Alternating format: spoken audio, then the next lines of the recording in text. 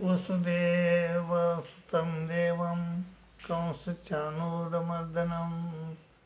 देवके परमानंदं कृष्णं वंदे जगद्गुरु।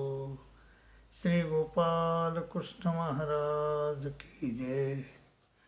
माय बापू, एक खोडकर माणूस होता, खोडकर, आणि त्या माणसानं एका छिद्र होतं भिंतीला, त्या छिद्रात हात घातला, बोट घातलं.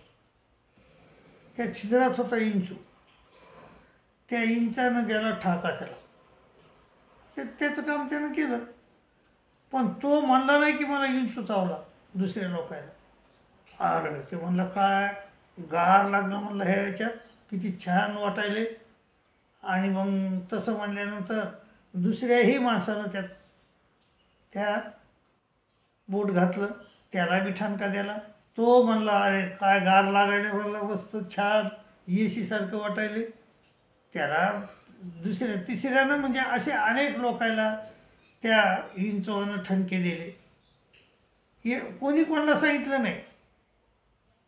तसंच हे मायबापू, आता रावणाला जो ठणका बसला, रावणानं जे वाईट काम केलं ते माहीत नाही का आपल्याला? पुराणात प्रसिद्ध आहे, पण तरी बी रावणासारखंच काम आपण करतो का नाही? दुर्योधनाला ठणका द्यायला दुर्योधनानं सांगितलं का आपल्याला? नाही सांगितलं. पण मग दुर्योधनासारखाच ठणका आपण दुर्योधनासारखंच काम करतो का नाही? ज्या धृतराष्ट्राला जे ठणका बसला ते 100 पोरं मेली स्वतः देखत. अहो त्यानं जर एकट्या दुर्योधनाला आवरलं असतं, दुर्योधनाला जर त्यानं बंदीत टाकलं असतं तर 99 पोरं वाचली असतील त्याचे. पण तसं नाही, त्याला आवरलं नाही ना ते, आणि मग त्याला ठणका बसलाच का नाही? त्याला ठणका बसला, सहस्रार्जुनाला ठणका बसला, असे अनेक लोकांना पुन्हा तो नारद होता, नारदाला बी नारदी का व्हावं लागलं? कारण त्यानं त्या छिद्रात बोट घातलं ना. मग मायबापू, असे अनेक लोकांना अनेक ठणके बसलेत, पण आपल्याला माहीत आहेत की यायला असं झालेलं आहे, यायचं वाईट झालेलं आहे, तरी आपण सुधरत आहोत का? नाही. का नाही सुधरत आपण? कारण आपण कामानं, क्रोधानं, लोभानं बांधलेलो आहोत, रजतम सत्वानं बांधलेलो आहोत, रजतम सत्वानं बांधलेलं आहे. तर मग सत्वगुण बी तर उत्तम म्हणतात त्याला, पण तरी तो बी बांधतो का माणसाला? हो, तो बी बांधतो. रजगुण तो तर बांधतो, तमोगुण तो तर जास्त सोडून तो तर बांधतोच, पण सत्वगुण देखील बांधतो. मग सत्वगुण कसा बांधतो? ते म्हणले की श्रीकृष्ण महाराज म्हणले, अर्जुना सत्वात संजयते ज्ञान. सत्वगुण मुक्त न झाला माणसाला की ज्ञान होते, ज्ञान. सत्वात संजयते ज्ञान, रजसो लोभ एवचे, प्रमाद मोहतमसो भवतो ज्ञानमेवचे, असं म्हणले ते. आणि तत्र सत्व निर्मलत्वात प्रकाशकमनामय. सत्वगुण कसं आहे? प्रकाशक आहे, जीवाला आपल्या हृदयाला प्रकाशित करतो. तत्र सत्व निर्मलत्वात निर्मल येतो आणि प्रकाशकमनामय. आणि पण तो सुखाच्या संगेन बधनाती ज्ञानसंगेन चालतो. सुखाच्या आणि ज्ञानाच्या संगतीनं आपल्याला बांधून टाकतो. ज्ञान झालं की अभिमान आलाच म्हणून समजा, आणि त्या अभिमान आला की गेलंच माणूस वाया, म्हणजे असा आहे. मग तो सत्वगुण बी बांधून टाकतो. रजो रागात्मक विधी तो आवडरूप आहे. रजो रागात्मक विधी तृष्णा संग समुद्भव, तृष्णेनं बांधतो. तृष्णा असंगानं बांधतो, अनासक्तीनं बांधतो. तृष्णा संग समुद्भव तज्ञ बध्नाती कोणते कर्मसंगेन, कर्माच्या आसक्तीने बांधून टाकतो. कर्मसंगेन देईना. आणि तमसो ज्ञानाचं विधी मोहनम सर्व देईना. आणि जो तमोगुण आहे तो अज्ञान रूप आहे. तमसो ज्ञानाचं विधी मोहनम सर्व देईना, सर्व देहाला मोहात पाडतो. मोहन प्रमाद, आळस, निद्रा यानं बांधतो. प्रमाद, अनेक प्रकारचे प्रमाद करतात तमोगुणी माणसं. प्रमाद, आळस, निद्रा त्यांनी बांधणाती भारत, असं तो बांधून टाकतो मायबापू. आणि प्रत्येक माणूस सृष्टीतला बांधलेला आहे, पण आपल्याला माहीतच नाही आपण बांधलेलो आहे. भानगड ही आहे की आपण ज्यावेळेस मनुष्य जन्मात येतो त्यावेळेस तो अज्ञानच असतो आपण. पण आपल्याला ज्ञान का होतं आहे?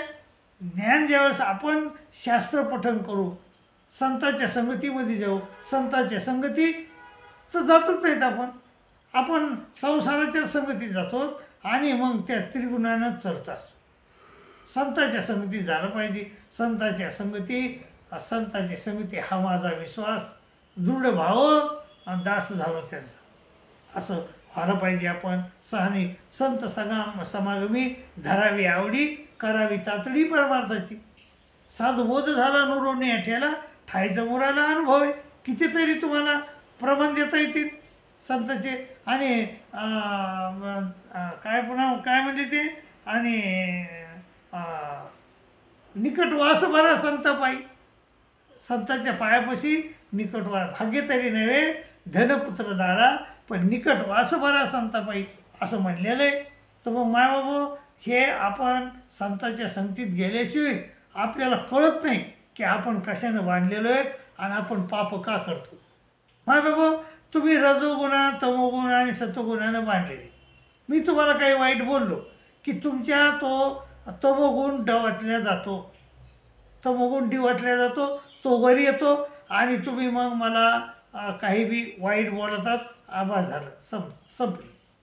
आणि मग ते जे वाईट बोललेलं आहे ते जन्माच्या सहस्त्री निस्तरवणं सरे.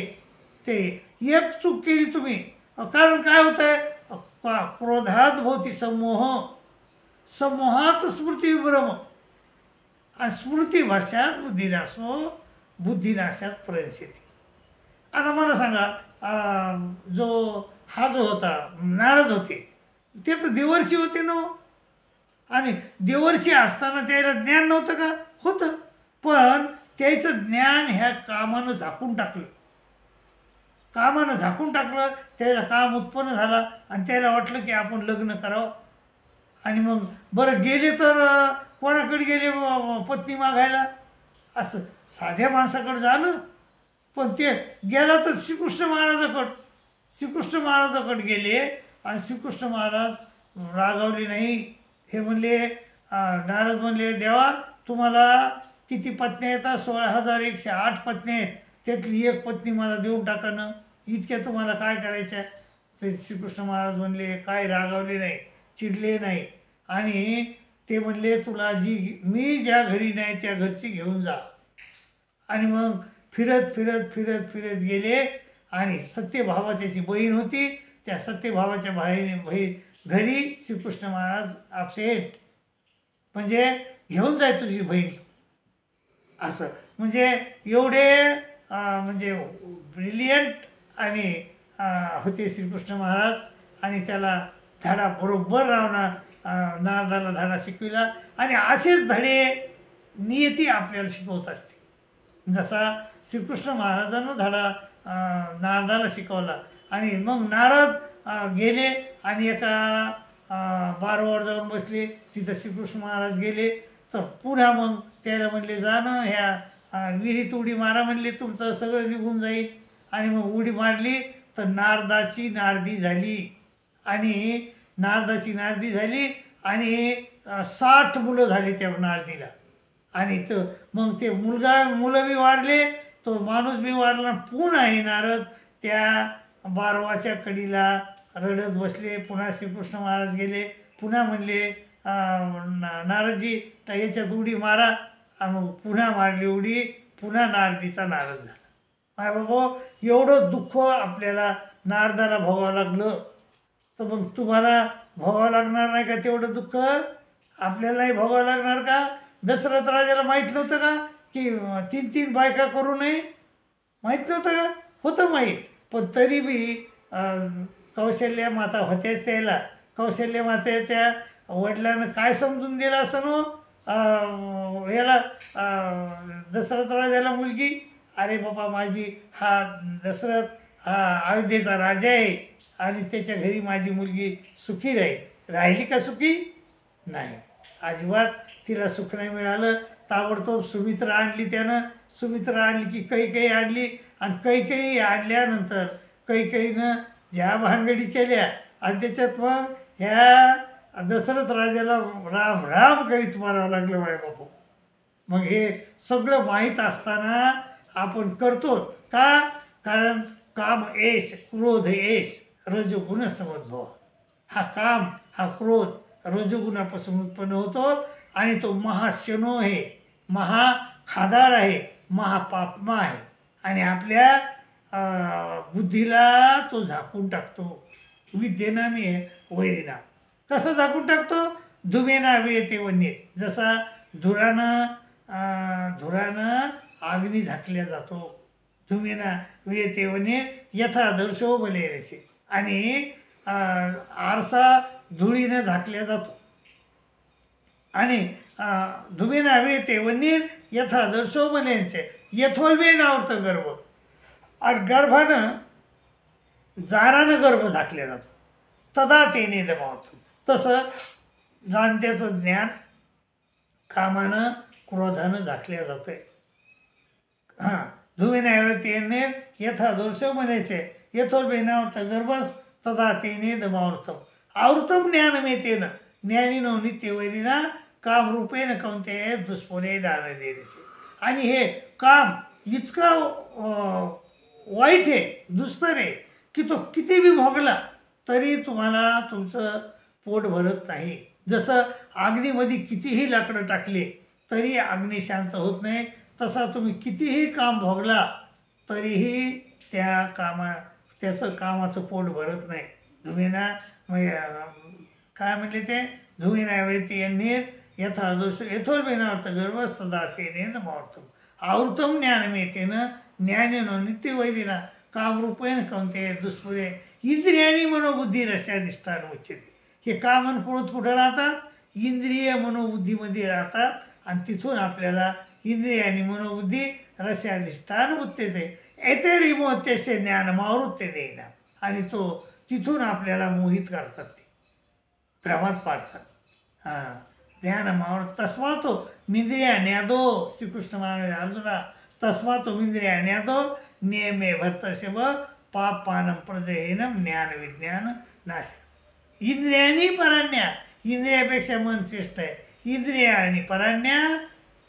इंद्रियानी पराण्या हुरिंद्रिय मे परमन मन सस्तु पराबुद्धी यो बुद्धे परतस्तु. आणि हा काम त्याच्या पलीकडे आहे.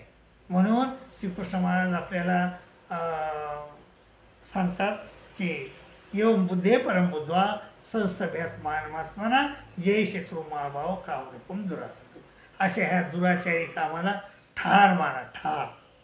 माय बापो, आपल्याला काम आपण कामानं म्हणजे रजोगुणानं बांधलेलो आहोत, तमोगुणानं बांधलेलो आहोत, सत्वगुणानं बांधलेलो आहोत. हे आपल्याला कळालंच नाही तर आपण काय करणार? काय त्याला ठार मारणार? पण त्यामुळं आपण संतांच्या संगतीत झालं पाहिजे. आणि ह्या मनुष्य देहामध्ये आल्यानंतर आपण जे श्रेष्ठ लोक आहेत त्याच्या संगतीत जाऊन त्यांच्यात राहून आपलं जीवन कसं जगायचं हे समजून घेतलं पाहिजे. आणि हा कामानं क्रोधानं आपण आपल्या मनाप्रमाणे वागतच नाही. आपण कामानं क्रोधानं वागतो. आपण काम आहे आपल्या याच्यात, क्रोध आहे आणि लोभ आहे. त्या रजोगुण, तमोगुण, सत्वगुण ह्या 3 गुणानं आपण नेहमी वागत असतो. ते ते ते जो गुण वर येईल त्याप्रमाणे आपण वागतो. तमोगुण आला वरी तमोगुणानं वागतो, सत्वगुण वर आला सत्वगुणानं वागतो, रजोगुणवर आला रजोगुणानं वागतो. कारण ह्या 3 गुणाचा खेळ आपल्या शरीरामध्ये चालू असतो. कधी रजोगुण वर येतो तमोगुणाला सत्वगुणाला दाबून, कधी सत्वगुण ह्या तमोगुणाला रजोगुणाला दाबून वर येतो. आणि जो गुण वर येईल त्याप्रमाणे आपण वागत असतो. परंतु खऱ्या माणसाचं लक्षण आहे की तमोगुणाला मानायचं नाही, तमोगुणाप्रमाणे वागायचं नाही, सत्वगुणाप्रमाणे वागायचं नाही आणि रजोगुणाप्रमाणे वागत नाही. या 3 गुणाच्या पलीकडे जाऊन आपलं वर्तन करायचं. आणि त्या 3 गुणाच्या पलीकडे आपण परमेश्वराचं चिंतन केल्याशिवाय जाऊ शकत नाहीत. म्हणून आपण ह्या जीवनामध्ये येऊन परमेश्वराचं चिंतन करायचं आणि ह्या रजो तम आणि सत्वगुणाच्या बाहेर जायचं आणि आपल्या म्हणजे काय होऊन काम करायचं, ह्या रजोगुणाचं प्रमाणे काम करायचं नाही, सत्वगुणाप्रमाणे काम करायचं नाही, तमोगुणाप्रमाणे काम करायचं नाही आणि आपण गुणातीत होऊन वर्तन करायचे. मायबापो, त्या गुणातीत व्हा, परमेश्वराचं चिंतन करा, जेणेकरून तुम्ही गुणातीत होता आणि गुणातीत झाल्यावर तुम्हाला ह्या 3 गुणाप्रमाणे चालायचं काम नाही आणि तुमचं नुकसान करून घ्यायचं काम नाही. त्यामुळं तुम्ही 3 गुणाच्या पलीकडे जा, चिंतन करा आणि आपलं भलं करून घ्या, अशी मी तुम्हाला विनंती करतो. आणि दुसरी गोष्ट म्हणजे हा देवल ऑफिशियल चॅनल आहे, तर हा चॅनल तुम्हाला तुमच्यापर्यंत गीता पोहोचणारं चॅनल आहे, तुमचं भलं इच्छिणारं चॅनल आहे. तर ह्या चॅनलला कृपया सबस्क्राईब करा, शेअर करा, लाईक करा, अशी विनंती करतो आणि तुमची रजा घेतो. दंडोत प्रणाम, दंडोत प्रणाम, दंडोत.